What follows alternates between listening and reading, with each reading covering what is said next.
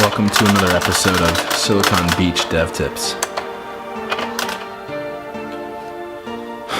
Today I'm going to talk to you about a couple things. The first of is leadership. Now, you may join a startup whose leadership is broken. Oftentimes, the CEO, the COO, or whoever may not really have what it takes to lead a company to success. And when you're in this situation, sometimes you have to assess the probability of success if you are to take control. Now, anyone can take control of a company if they've got the experience down. So you've got to make that judgment. But if you're in a company that is clearly headed down the wrong path, and you can see why, sometimes your leaders need to be advised, and sometimes you need to speak up. Now, my company is currently going through something rather difficult. We've got about $90,000 in our bank account. We've got about 5 months till we run out of money. And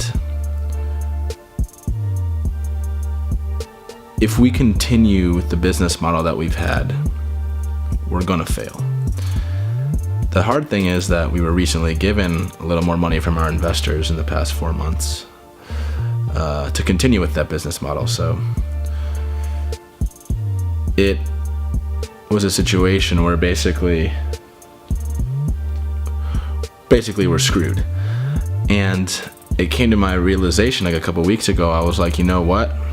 We've got 2 developers on staff, and there's only one thing we can do right now.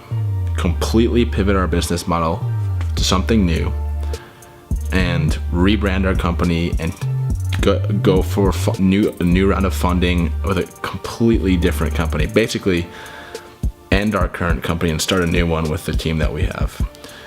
And that's really tough, to say to someone in your C-suite who's been with this company for almost 4 years, and but I had to say it. And today, it's been building up because we've got a great new idea for a new company, and we've got this little 4-month window to develop this technology. And if we don't spend all of our time taking in risk, we're not going to succeed. We're just going to end up where we began, with nothing. And so it's scary to take a risk, especially when it's clear that there's an end in sight, an end of finance. But the worst thing you can do is not communicate.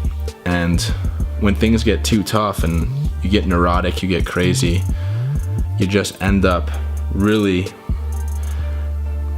you get pushed into it. And today we were all pushed into it. And at the end of the conversation, I found out that the thing holding us back the most internally was the fear of humiliation, the fear of going to our investors and saying, hey, we took more of your money, but it turns out like that vision of the company just failed, and that we decided to do something new.